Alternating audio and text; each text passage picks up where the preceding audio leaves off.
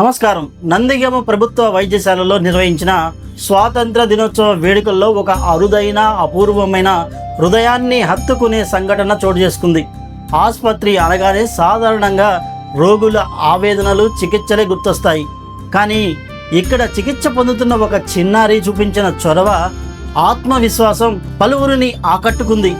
ఆసుపత్రిలో చేరి చేతికి బ్యాండేజ్ ఉన్నప్పటికీ ఏ మాత్రం వెనకడుగు వేయకుండా ధారాళమైన ఇంగ్లీష్లో భారత స్వాతంత్ర సంగ్రామం గురించి అందరి ముందు ప్రసంగించింది ఆ చిన్నారి పేరు తల్లూరి త్రిపుర హాసిని.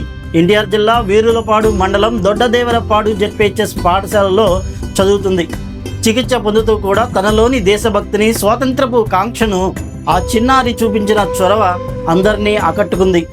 ప్రభుత్వ పాఠశాలలో చదివే గ్రామీణ విద్యార్థుల్లో ఎంతటి ప్రతిభ, ఆత్మవిశ్వాసం దాగి ఉంటాయో చెప్పడానికి త్రిపుర హాసిని ఒక నిదర్శనం. Respected daughters and sisters and staffers and my dear friends.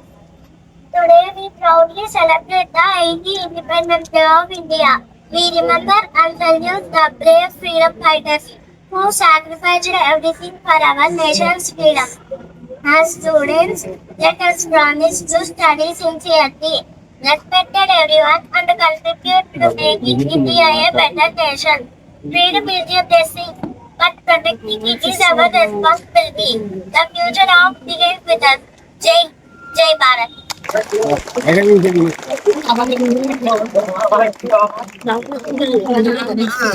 ఆసుపత్రిలో చికిత్స పొందుతున్న సమయంలోనూ జాతీయ పండుగ ప్రాముఖ్యతను చాటి చెబుతూ ఆ విద్యార్థి చూపించిన చొరవ నిజంగా అభినందనీయం.